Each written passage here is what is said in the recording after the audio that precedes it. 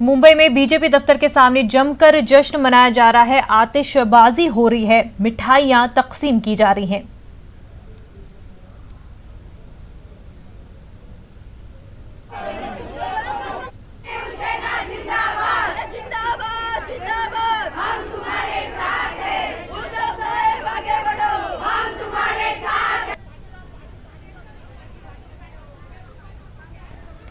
आप देख सकते हैं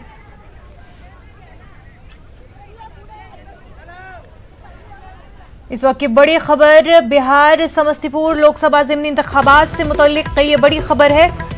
एलजेपी के प्रिंस राज ने कामयाबी हासिल कर ली है। काफी अहम खबर बिहार के समस्तीपुर लोकसभा ज़िमनी इंतखाबात से मुतल्लिक एलजेपी के प्रिंस राज ने कामयाबी हासिल कर ली है।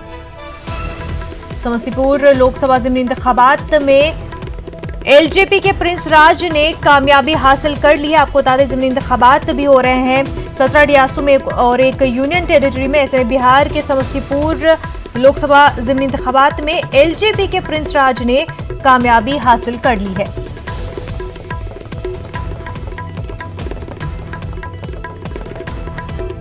एक और बड़ी खबर तेलंगाना से हुजूरनगर असेंबली ज़िमनी इंतखाबात से जुड़ी हुई। टीआरएस उम्मीदवार एस साइदी रेड्डी कामयाब हुए हैं। कांग्रेस उम्मीदवार पद्मावती रेड्डी को शिकस्त दे दी है। टीआरएस उम्मीदवार एस साइदी रेड्डी 43,000 वोट्स के अराउंड कामयाबी हासिल कर ली है। टीआरएस उम्मीदवार एस साइदी रेड्डी कामयाब हुए हैं। उन्होंने कांग्रेस उम्मीदवार पद्मावती रेड्डी को शिकस्त दे दी है।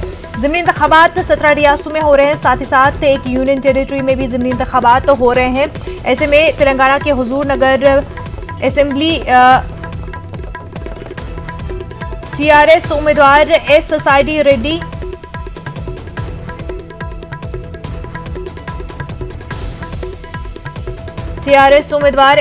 रेड्डी कामयाब हुए हैं।